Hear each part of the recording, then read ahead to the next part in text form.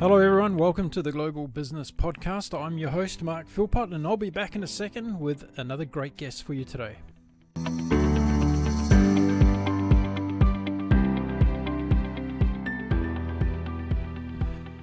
There is plenty going on around the world in the business community, and it's my goal on this podcast to bring you lots of different people talking about their businesses and where they're at the moment, what strategies are they using to come out of COVID-19, how their businesses have been impacted, and some of the lessons that have been learnt during this time, from CEOs to people that have started their own businesses just last week, to people who are operating in the not-for-profit sector, entrepreneurs who have started multiple businesses. They're all the types of guests that I have on the show. Welcome to the Global Business Podcast. I'm Mark Philpott.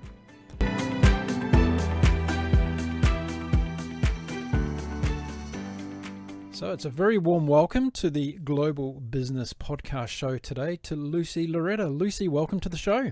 Oh, hello, Mark. Thanks for having me on. You're welcome. Now, whereabouts in the world are you talking to us from today? I'm in Melbourne, Australia. Melbourne, Australia. In the middle of Yes. winter. It must be freezing. It's actually a blue sky here today. Oh, We're lucky. But the mornings and the evenings, it just drops down and it's freezing. So I can't live without my ducted heating, although I hate ducted heating because it gives me allergies. So can't win. now when you say you got blue sky, it's only for the moment, because we all know Melbourne's famous for having 4 seasons in a day, so it could change pretty quickly, right? Yeah, exactly.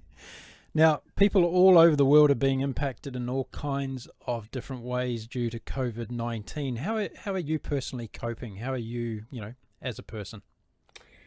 Well, initially, it was a shock.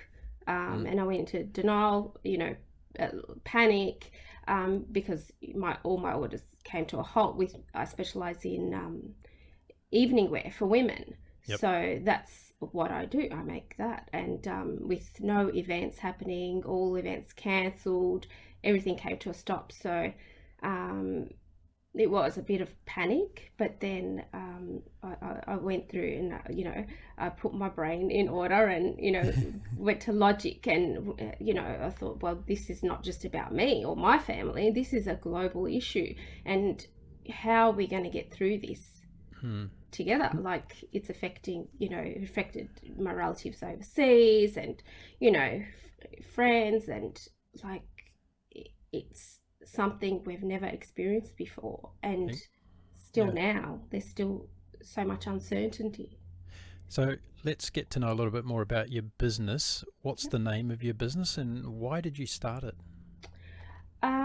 So all my life I've been in the fashion industry, with my mother being a dressmaker. So I just loved watching her create all our family clothes, and I always had that drive to be a fashion designer.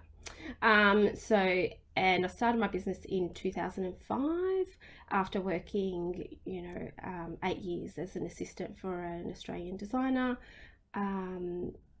2005, and I started as Layla, which is Layla, which means there she is. But about 3 years ago, I did a very big, intense course with my mentor, who taught me so much, and I went through a rebrand to actually rebrand and use my name, Lucy Laurita.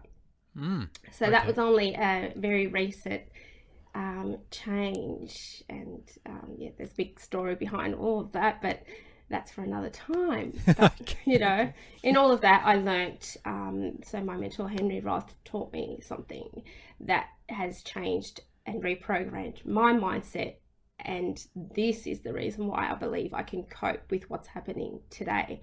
He taught me the saying, we are the sum total of our experiences. And the real meaning of that. How important, I love that you've brought up the fact of having a mentor in your business. How important has it been for you? You've been in business 15 years. When did you first get together with your mentor? About 4 years ago. I knew of him. He was a very famous, but he is very well known in the fashion industry. And he was big in New York. So his family ran a fashion business, and his sister still does is still in New York. So it was just by chance at a function that we came face to face, and from there we just became really good friends, and he sort of took me under his wing and taught me so much.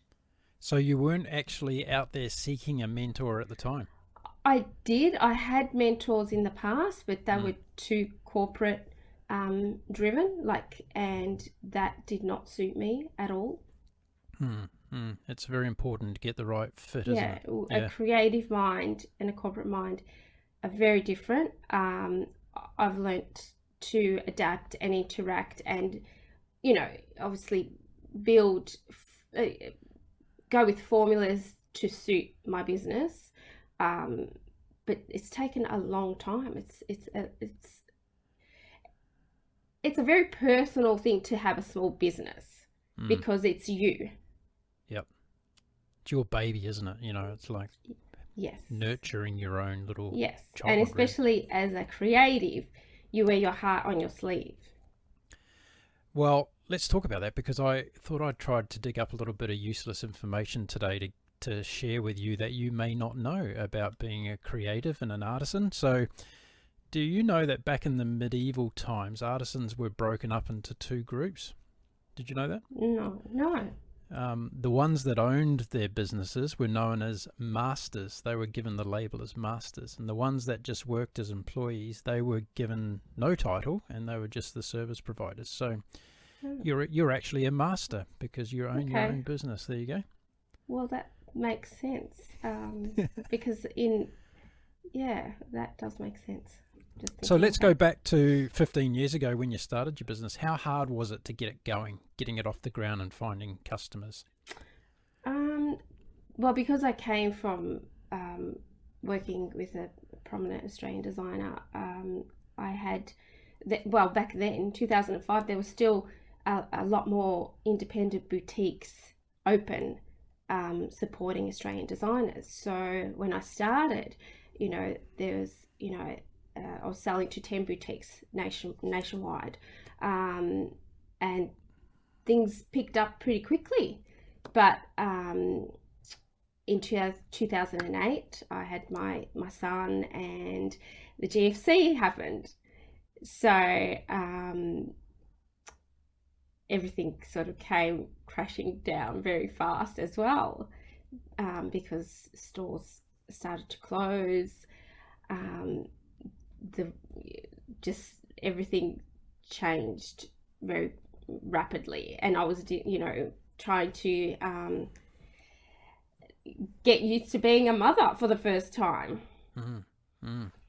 A juggling act. Yeah, so for a year it took me, I just sort of maintained my business for the first year of having my son,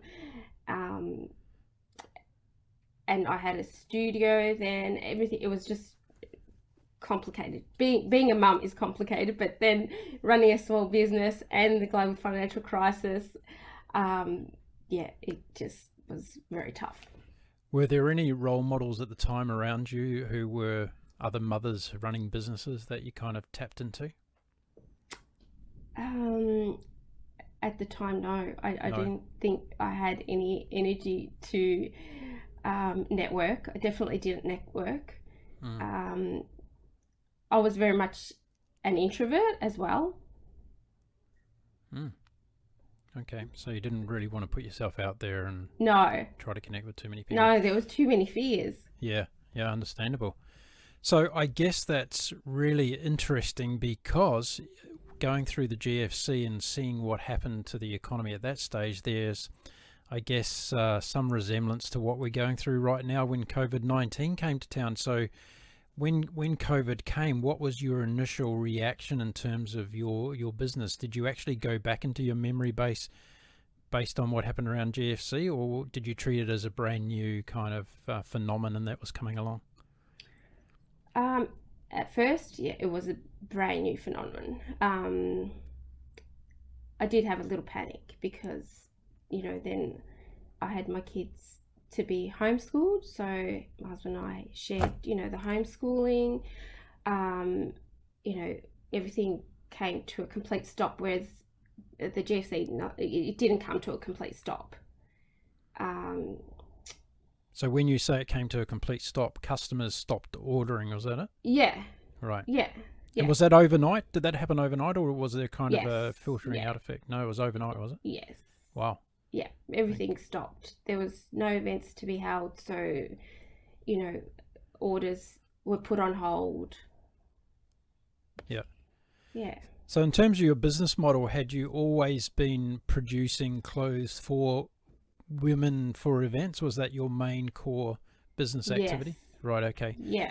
Had you thought of at any time that you could diversify into other streams of fashion opportunity, or was that just something you were passionate about doing and wanted to only do I'm that? passionate about the event wear because Yep. it's something special, and it's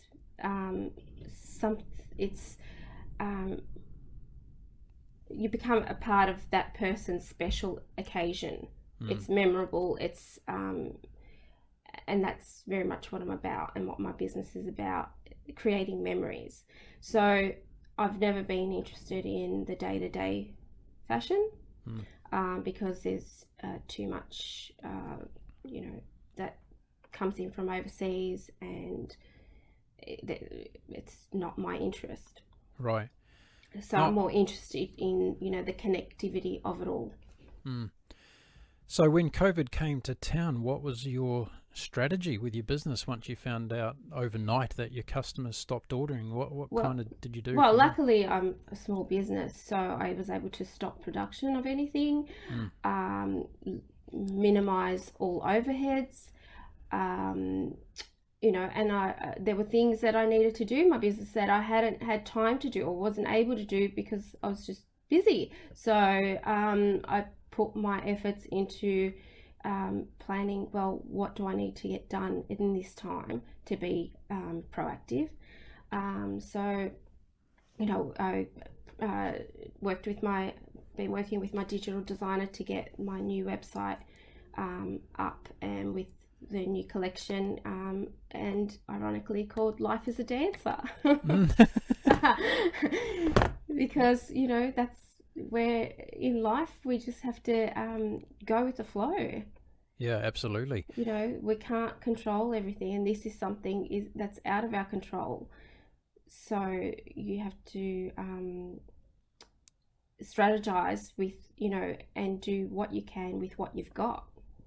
So interestingly enough, you started to use the time effectively straight away to take on some of those tasks that you'd probably had not only on the back burner, but they were going to be taking a little bit longer to get done, right? So you decided to jump on those. Yeah, great. Yeah, so that's getting done. Obviously, eating well, exercising. I'm also illustrating a book of affirmations. So it's called The Little Book of Perfection. Beautiful. So diversification as well. Yes, and also maintaining mental health, as that's a number one priority. Yeah. I'm a Mental Health Foundation Australia ambassador. Right. And I feel that this is going to be a big issue within society now, and we need to really nurture people. So has the door opened for you during this period where you've, inadvertently put your business on the pause button a little bit and looking at some of these other aspects within your life that you're very passionate about and embracing those opportunities? Yeah, I'm always embracing opportunities, I'm big on collaborating because that is what business survival or life is all about, finding your support network and collaborating with others to gain that mutual benefit and grow. Yeah, terrific. So how many people are effectively involved in your business? You talked about a graphic designer. Is there any other bods that are involved in your business in total? Yeah, and then with my dressmaking, I have contractors that will, so I do all the designing and the pattern making, cutting, and then I have some seamstresses that work with me, and I mean they've been affected with their families and taken that time to be with their families as well, So everybody within your supply chain, so to speak, has kind of been put on hold Yeah, as far as the business. Definitely. Stores had to close. Yep. And they've got big overheads of rent. So how are things going to look moving forward with that? Because are you in constant communication with them to find out how they're going, whether they are actually going to open up again, and all those sorts of things? Oh, they've opened up now, right. And with some restrictions easing, women have started going in to look for gowns. I think everyone wants to get back to life. Everyone wants to plan their occasions, weddings, engagements. So orders have slowly started to come in. So people listening around the world today, I guess it's fair to say that COVID-19 has created an environment where most countries are in their own cycle or process of coming out of lockdown. Australia's been very fortunate in this whole episode that the number of cases and the number of deaths have been quite minimal, although, one death's too many, but the relative, sense of what's happened around the world in a lot of hotspots, it hasn't happened here in Australia. And Lucy lives in the state of Victoria. Melbourne's in the state of Victoria in Australia, and they too are going through their own cycle when it comes to COVID-19. So what are the actual restrictions on you as a business owner today, Lucy, when it comes to easing restrictions and getting back to whatever that normal is? Well, I can see a customer one-on-one, but still, like, without there being events held, there's just so much uncertainty, and our numbers have actually spiked in Victoria. Right, for COVID, that is, yeah. Yeah. So everyone's on edge, I feel. Yeah, right. So if you've been watching a lot of the online community, there's been lots of creative ways that, we've seen comedians now doing their shows online. We've seen, chefs and everything taking their shows online. What about making dresses for people that can get online and show them off? Is that going to be a possibility? Possibly. You could have a whole lot of models out there showing off your dresses online. Possibly. I mean, I just had a photo shoot in Canberra on the weekend. There's always possibilities, and there's always collaborations going on all over. But in terms of, there could be, I know I've seen friends in entertainment industry, they're doing online concerts, so they may need a gown for that. But how do we get back into what we were doing before? I don't know at this stage. I'm still unclear because to the way forward in. You're very dresses. reliant on these big events happening, aren't you? In terms of lots and lots of people coming together. Do you do wedding gowns as well? Yes. So my range caters for wedding gowns, but it's more of a classic look. So my customer, my bride customer, would be someone that is having her wedding on the beach or going away to some amazing location. Yeah. So we're all restricted to staying in our own cities at the moment. So what are some of the business lessons that you've learnt going through this process at the moment, reflecting, hindsight's a wonderful thing, right? So we've got an opportunity to sit down now and go, okay, what are some of the things that I could do to tweak my business? Has there been anything that's come out for you that you can share? In terms of tweaking my business at the moment, obviously I have to look at, social behavior. One, are we going to need things that are less formal and a different price point? So I'm looking at that. I'm looking at what else I can do creatively, with opening my mind to other possibilities. Okay. So you've really got the crystal ball out and you're trying to work out, what the new landscape's going to look like. Navigating, but that's what a creative does. We're constantly navigating our way through things. And is your mentor actively involved with you during this time? Have you got communication going there? Yes. But he's actually writing a book at the moment. He's in his writer's den. Right. So Good yeah, time to that's do that. exciting. He's been working on this project for a while with his father. So it's it'll be a very interesting read. So I can't wait for that. But yeah, he's constantly there to support. And you know, I have great support with my husband, my kids. Like we have to just be grateful, and this has been my time to invest in me. That's been what I've been doing. I've been investing in me, like with educating myself on things that I didn't look into before. Connecting, like the importance of connecting with people, and just being authentic, like my message hasn't really changed throughout my whole career, and being open to opportunities in collaborating. So do you think, we all know as a small business owner, you're flat out every day and you're really, working in the business and on the business as much as you can. Has this time to take a breath really helped you in terms of being able to focus on those other things that you've just mentioned in a more kind of Yes. sustainable way? Yes. Has it made you realize how busy and focused you were on the business only? Yes. And this has been, a learning curve. Not that we wanted it to happen this way, but a learning curve to go, well, if we do just pause, what's going to happen? You're going to gain clarity. You're going to gain focus. You're going to be able to redirect yourself into the path that you want to be heading. So what advice would you give to someone listening today who's about to start a new business up, a small business like yours? What kind of pieces of advice? With so many people now faced with unemployment, it's a scary time. So I would, strongly get yourself a mentor, surround yourself with people that lift your spirits, believe in yourself, set a plan and start small and sustainable.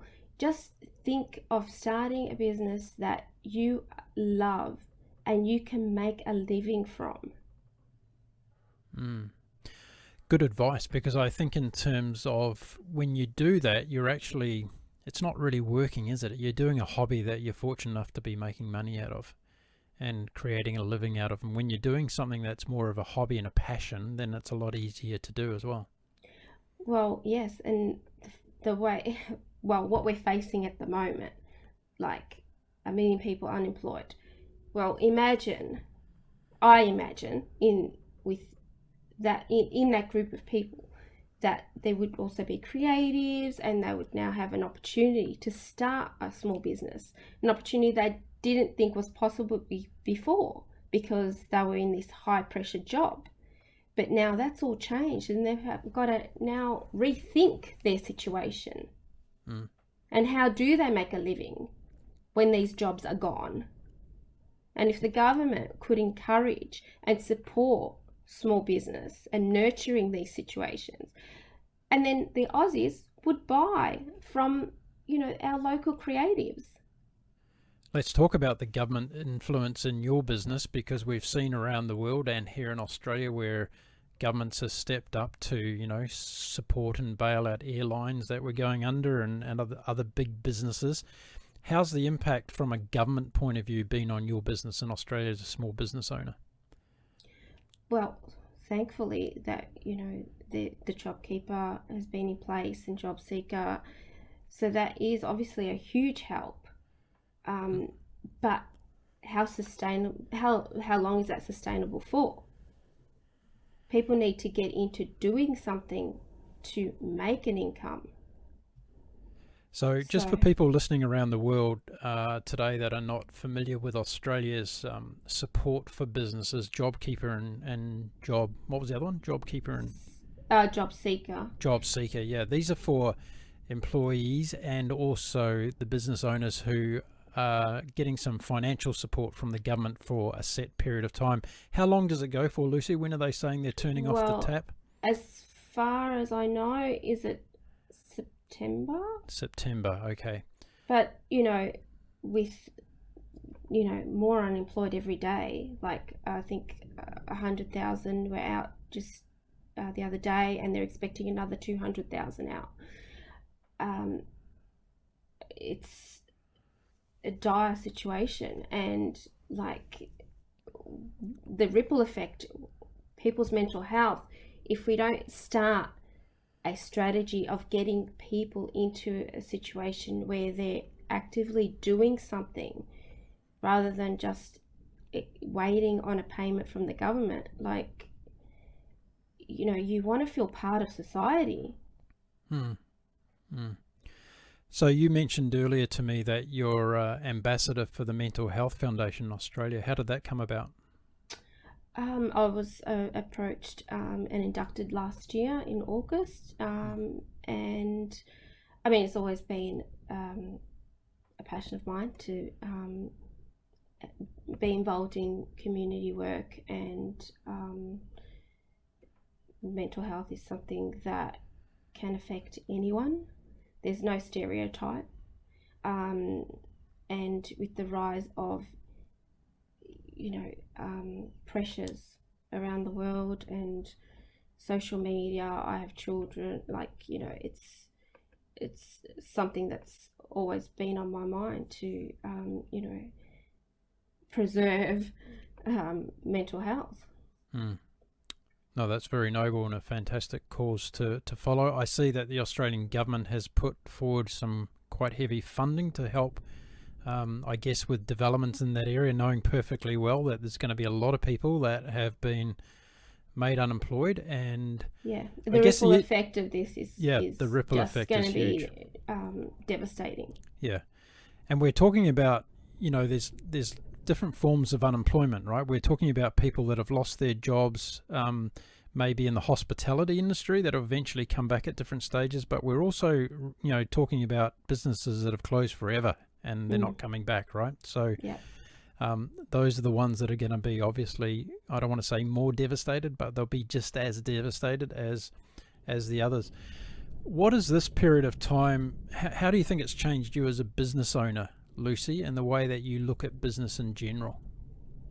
Is it the end all and be all of life, running a business? Well, for me, it's a part of my life, but it's not the be all end all.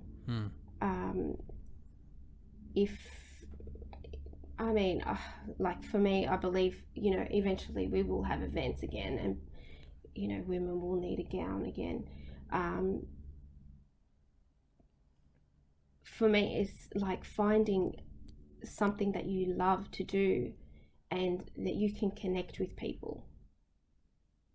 Whether that's running your own business or whether that's working in an industry that you love.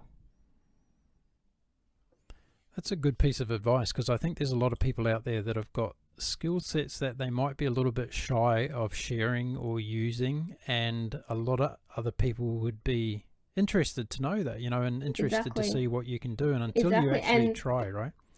This is the time to believe in yourself. This is the time to give it a go. Are most of the people that you connect with through your job, are they women mainly? No, mixture, actually. Mixture, okay. Mixture, yeah. A lot more men these days in the fashion industry than what used to be? I think there's always been men in the fashion industry, but it could be like even event organisers, or I've supplied gowns for theatre, like stage shows, so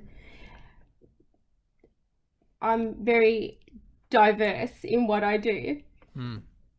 And how was the fashion industry going pre-COVID-19? And I'm talking about at an international level, was there a lot of recognition around the world of Australian designers? It was growing, but for me, what I see as an issue for Australian fashion, is that we are limited to our resources.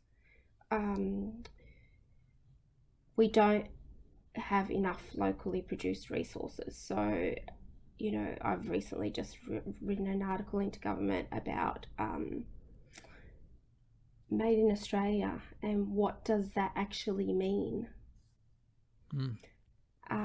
Because I'm focusing on, jobs in textiles, for instance.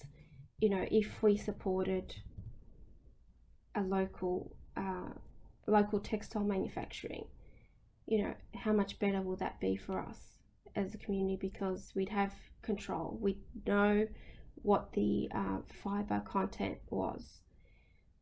We'd eliminate the toxins in fabrics. I'm not saying that we stop importing other products, not at all, but we need a balance, and we need to sustain our fashion industry. If we don't invest in our own resources, such as textile production, how is our fashion industry sustainable, and how are we truly backing the Buy Australian campaign? Really good point. I wrote a letter to the Prime Minister of Australia in the beginning of COVID-19 and suggested some of the things along the lines that you're talking about here. I said that I think it's a great time for the country to do a general audit of everything that we do in industry and how we source our raw materials and how we manufacture and how we distribute and all the rest of it. Because as you've already shared with me today, that during this time where you've hit the pause button in your mainstream business, it's allowed you to be looking at other opportunities, to being more creative about things that are out there. And this is the time where a country can do that at a national level as well. Yeah. And I think that's a really good idea. So where do you think the fashion industry could be in 5 years from now in Australia if they adopted some of these initiatives you're talking about? Well, for one, we'd be supporting our own, and like little businesses like mine would be thriving because we'd be so much more sustainable. And like there would be thousands of people just like me running a small little business, selling to their clients, connecting with people. We'd have probably a happier society, and we'd be we don't like small business like me, we don't need global recognition. So you're happy to produce for the local market and for people to enjoy wearing the clothes that you make. Yes. Yeah That's good, because a lot of people start a business and they want to take over the world and they want to be number one at this and all the rest of it, but you have that's all well and good, but at this time in what's happening globally, start small and sustainable and enjoy it. Great pieces of advice there. That's a good one to end the show on today, Lucy. I want to thank you very much for joining me at the Global Business Podcast. I hope you've enjoyed yourself on your first podcast episode today. Well done. You've done a brilliant job. Thank you. Thanks, Mark. Thanks for the opportunity to, say my bit and my thoughts. You've shared a lot of interesting comments about not only the business side, but also how people should be taking care of themselves across the world at this particular point in time. So I thank you very much for that. And we will keep in touch, Lucy, and I'm sure we'll find out how we all move forward in the not too distant future. So thanks again and have a happy weekend. Thanks, Mark. You too. There we are. That was Lucy Laurita, fashion designer, mother, and Mental Health Foundation Ambassador in Australia, speaking to me today on the Global Business Podcast. I hope you enjoyed many of the great tips that Lucy gave about living life during these times as a business owner, and some of the creative things we can do to look after ourselves as well, which is very important. I've really enjoyed bringing this show to you, and if you're looking for another podcast that I do, check out the Global Travel Channel. Yes, I talk to people all around the world about their travel experiences, educational, inspirational, and motivational episodes, as well as doing this, the Global Business Podcast. Join us on Facebook under the Global Business Podcast. Join in our growing community around the world. This channel is all about trying to support and innovate and share ideas with people around the world on business during these difficult times. Thanks for listening in today. My name is Mark Philpott. I look forward to being back with you all again very soon here on the Global Business Podcast.